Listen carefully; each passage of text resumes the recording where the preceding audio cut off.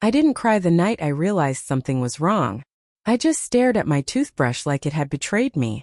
It had been 3 days since I last used it. There was a tiny white crust at the base I hadn't noticed before, and that felt louder than any alarm, like proof I was slipping in ways no one could see. My phone buzzed with unread messages that I couldn't make myself open.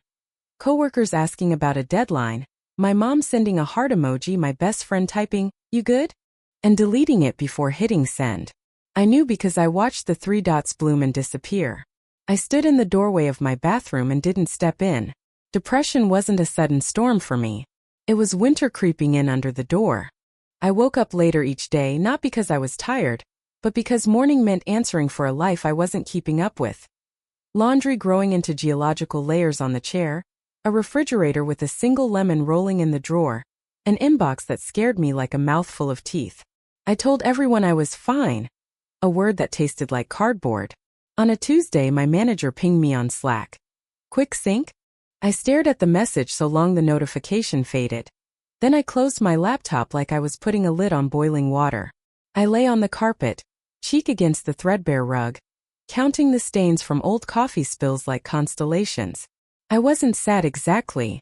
I was distant, like my life had moved 2 apartments down the hall and forgot to leave me the key. That night, I tried to fix it the way you fix a loose cabinet hinge, quickly, quietly, by yourself. I wrote a list titled "Get It Together." And it had normal things. Shower, reply to 3 emails, eat something green, walk outside for 10 minutes. It felt manageable until I stood up and the list slipped from my fingers and drifted to the floor. I let it stay there. The break came in the smallest sound, the click of the bathroom light. I don't know why I turned it on at 2:14 a.m. Barefoot on tile that shocked me awake. The mirror offered me a fuzzy outline of a person I recognized but didn't want to be responsible for. I picked up the toothbrush, ran water, stopped. For a long minute I just held it. Then out of nowhere, a sentence appeared in my head like a caption under a photo. "I can't do this alone." I said it out loud. My voice came back to me in the hum of the fan and the drip of the faucet. It wasn't dramatic. It wasn't a movie montage. It was honest, and I hadn't been honest with myself in months. I DM'd my best friend Mia a single line. "I think I'm not okay." The 3 dots showed up instantly. "I'm awake," she wrote. "Do you want me to call?" I stared at the screen heart tight and typed, "Tomorrow morning. Please." She reacted with a heart, then added, "Proud of you." I brushed my teeth. It felt like the beginning of digging my way back. One small boring act of care that didn't fix anything but made the room feel less cold. Mia called at 8:01 a.m. Like we'd planned, but all I said for the first minute was "Hey." Like I was balancing a glass of water on my head and any extra word would spill it. She didn't push. She kept her voice low, like we were sitting in the same kitchen instead of 2 neighborhoods apart. "Can I come over?" she asked. I wanted to say no, my sink had a small, evolving ecosystem, but I surprised myself. "Yeah." While she was on her way, I did 3 things that felt like moving furniture inside my chest. I opened the blinds. I put the dirty dishes in the dishwasher even though there was no soap in it, and I made oatmeal that turned out gluey but warm. When Mia walked in, she didn't comment on the mess. She hugged me in that quick, practical way that means we're not making it dramatic. Then she slid her phone across the table. On the screen was a list of therapists within 2 miles, with green accepting new clients tags like tiny traffic lights. "I can't even pick a salad dressing at the store," I said. "So I'll pick the first 3, she said. "You pick the time." She typed while I breathed like I was preparing to dive. An appointment opened for Friday at 4 p.m. 49 hours away.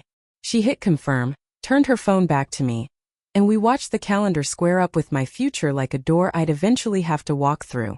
The 2 days before the appointment were a weird mix of competence and collapse. I answered 4 work emails and then ghosted my inbox again. I showered, then sat on my bath mat for 20 minutes like I'd run a marathon. I took a 10-minute walk that lasted 6 because I didn't bring headphones and the city sounded too loud. But I wrote 1 sentence in a notebook and underlined it twice. "I need help." On Friday I almost bailed. The reason was ridiculous. I couldn't find the other shoe to a pair I liked. I stood in my hallway with 1 sneaker on, 1 in my hand, and felt panic rise like steam. I pictured calling to cancel and saying, "Something came up." Which would be true if something meant my brain.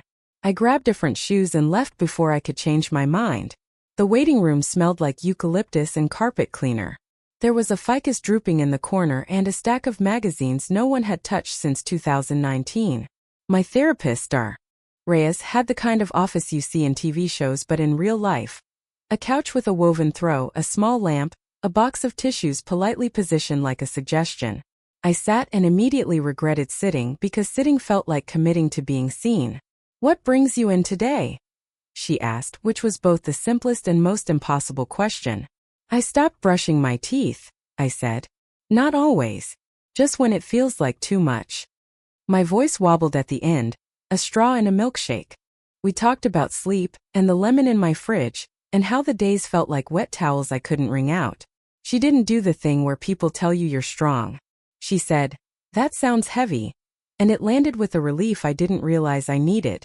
Then, "Can I share some names for what you're experiencing?" She spoke about depression like a map, not a verdict. We wrote down 3 tiny experiments for the week. Set 1 alarm and get out of bed when it goes off. Step outside for 5 minutes before noon. Text me a 1 sentence a day, even if it's "I did the thing." When I left, the sky had that early evening blue that makes the city look like it's exhaling. I felt not fixed, but capable of carrying the next hour. I walked home in my wrong shoes and thought about the toothbrush, the oatmeal, the calendar square. Small doors I could keep opening. 2 weeks in, the routines were small and stubborn. The alarm at 7:30. 5 minutes on the stoop counting the cracks in the sidewalk. A text to Mia. Sometimes just "did the thing." Dr. Reyes called them anchors. Most days they held. Then Tuesday hit like a wave. I woke up heavy, the mattress a magnet. The alarm felt personal. I turned it off and slept through my second, then my third. When I finally opened my eyes, the room had the late morning glare of a day already disappointed in you. I tried to stand and sat back down so fast the sheets wrinkled dramatically, like they were offended.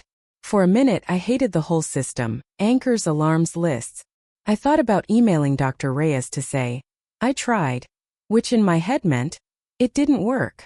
Instead I shuffled to the kitchen and made the terrible oatmeal that had become a ritual. I took 1 bite and cried. It wasn't cinematic. It was a leak I couldn't stop. 2 weeks of trying, pushing up against a lifetime of pretending I didn't need to. I texted Mia. "Bad day." She replied, "Here in 5. Like she'd been waiting by the door the whole time. We didn't fix anything. She sat on my floor with a spoon and ate my oatmeal like it was normal to share breakfast on the tile. She nudged my sneaker with her toe. "Walk?" she asked. I didn't want to be a person in public. But I put on the wrong shoes again and we walked 2 blocks in the drizzle to the pharmacy. I bought toothpaste that tasted like a field of mint and one of those tiny calendars that only shows 1 month at a time. Back home I circled that day. Not because it was good. Because I survived it without disappearing. That's how Dr. Reyes put it when I told her. "You didn't perform wellness. You practiced it." She suggested a new experiment. When a day collapses, shrink the goal. Not a walk, 1 doorway. Not a shower, warm water on your hands for 30 seconds. I wrote them down. A month later, the room looked the same, but I didn't. I could tell because of the small evidence only I would notice. The towel hung up instead of in a damp pile, the lemon in the fridge replaced by spinach and eggs, the laundry actually folded, the toothbrush crust a memory I kept like a receipt from a life I wasn't returning to. I wasn't happy all the time. I wasn't even okay all the time. But I was reachable. On a Friday, I left work on time and took the long route home. It had rained and the street was glassy, reflecting the traffic lights like they were laid out just for me. I passed the pharmacy with the green cross humming.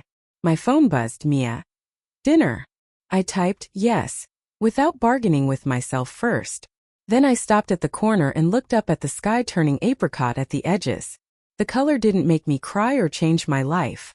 Just looked available. Like there were still parts of the world I could step into.